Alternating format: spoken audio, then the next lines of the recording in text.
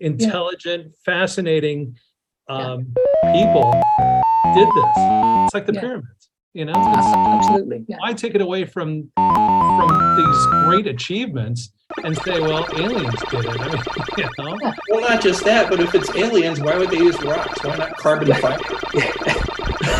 Indeed. Too deep. You're going way too deep on that one. But really, stacking rocks is the pinnacle of alien intelligence. But it is an incredible cultural achievement for humans, and I think we should celebrate that of 5,000 years ago.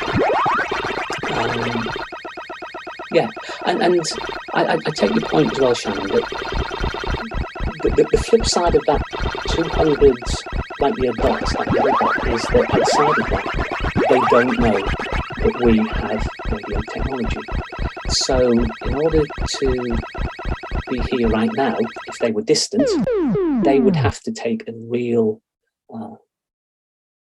gamble on by the time.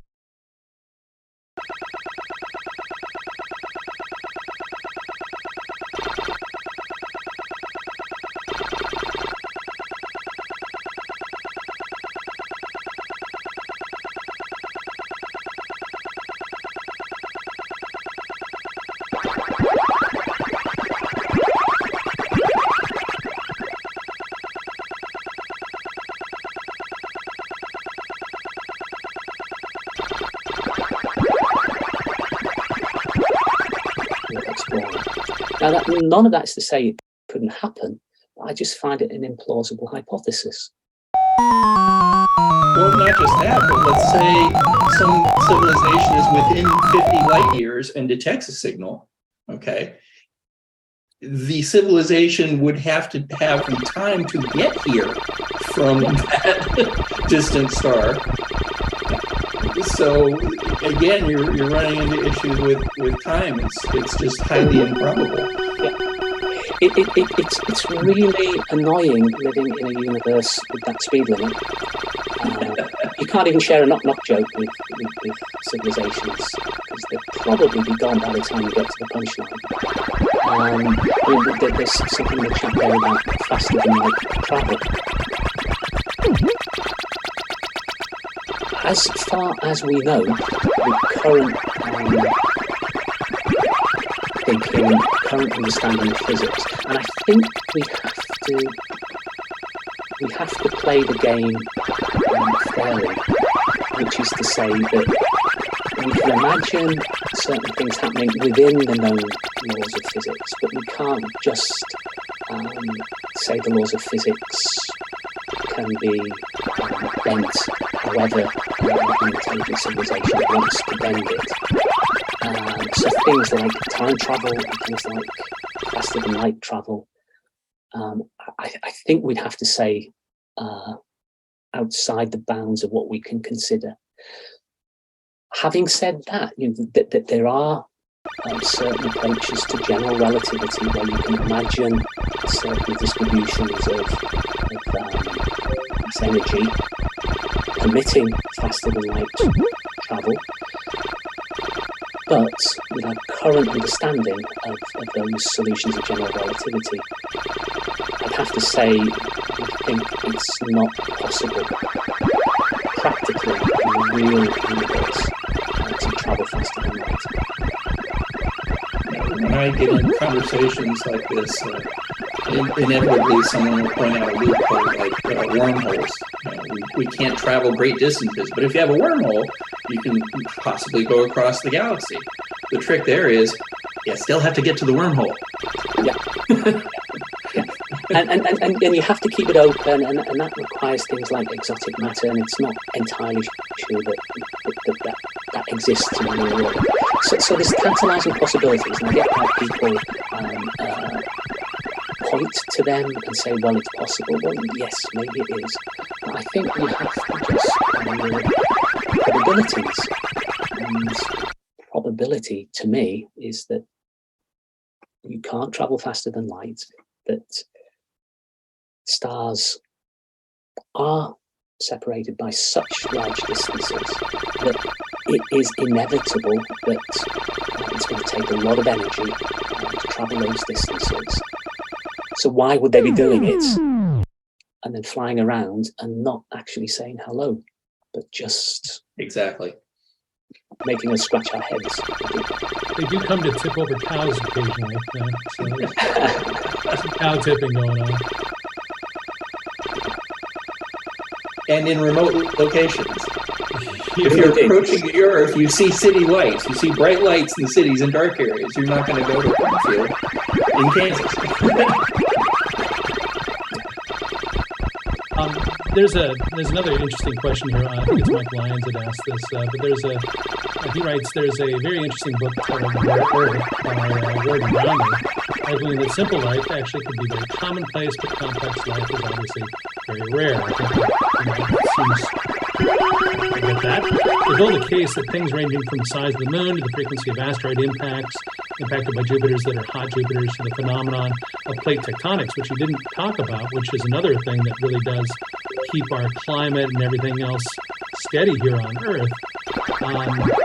They're all very low probability events that they're present someplace else, and that's probably not statistically likely. So that when you have to have all those things together to probably have a safe place. And I think on Earth, that life had actually started 4 times. I think it had been wiped out multiple times, and then finally that 4th time got its hold and came back. I mean, so it seems like that even with the Drake equation, that you take whatever that number comes out to be, and there's no real number. You take that, you divide it by 1 million again, and you might get lucky, you might find something, but it would be so statistically small. But I'm going to let you expound on that if there is any. So, yeah, Mike, I've just spotted that. Absolutely, Rare Earth, Ward and Brownlee, it's a really good book. And absolutely, they make the case that things like plate tectonics are important for the existence of life on Earth.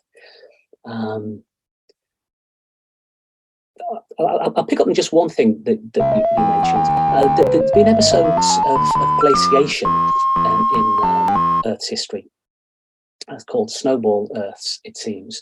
And it's very easy, it seems, for Earth to tip into what effectively is just a giant snowball, which is not conducive for the development of intelligent life, one would think.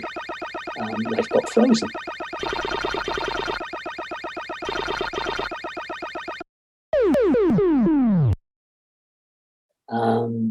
What seems to have happened, it's easy for Earth to descend into that.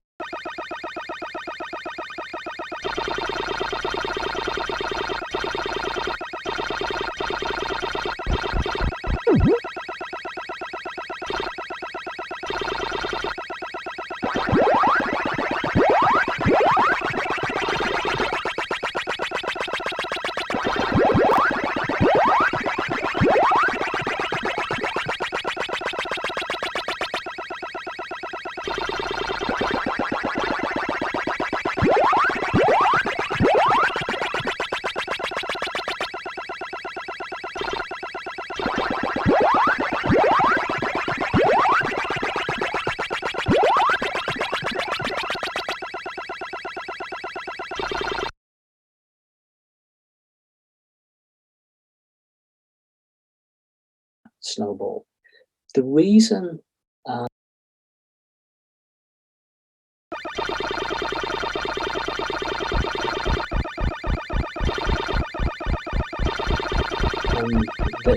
Earth was able to get out of that snowball episode was because of volcanoes and effectively a large dose of climate change in a positive way. So there's all sorts of these things. The possibility that Jupiter is at just the right space in our the right place in our solar system to protect us in a sense from meteor impact.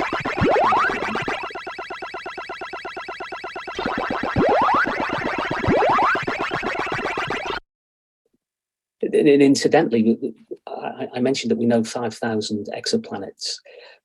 All those other planetary systems seem very, very strange to us. But in fact, maybe it's our planetary system that's strange. Maybe it's ours. If it's the odd one, we don't have that hot Jupiter. There's some very, very strange worlds out there. So Ward and Brownlee made the case that yes, there are a lot of these factors that are not in themselves impossible. That there'll be other worlds out there with them, but the particular constellation of properties is potentially very, very rare. And I personally find that quite convincing. Franco asked a great question here. What about microbial life within our solar system? What do you think the odds are there? Now, that is a great question. And if you ask someone like Nick Bostrom, he would say he hopes there isn't. Because if we find microbial life on, say, Mars or Titan or Europa or wherever it is we look, and if it was of independent origin, that implies that the creation of life from non-life is relatively straightforward, which sort of implies that the barriers might actually be in front of us. If the reason for the Fermi paradox is that life does not persist long enough to make its presence felt, maybe there's lots of life out there, but the reason we don't see it is that it kills itself somehow. If we don't find microbial life, then maybe it is just us, and we can have the barriers behind us.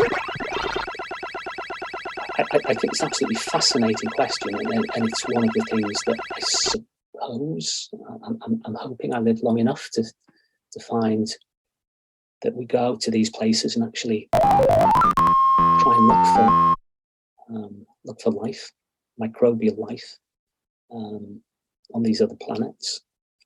There's another option as well. Maybe life started on Mars and it got ejected to Earth.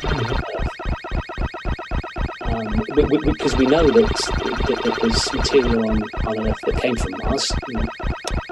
Asteroids smashing into Mars. It's an example of litho-panspermia. We go from Mars to Earth. Easier. The idea is it's easier to start life on Mars billions of years ago. Then Mars becomes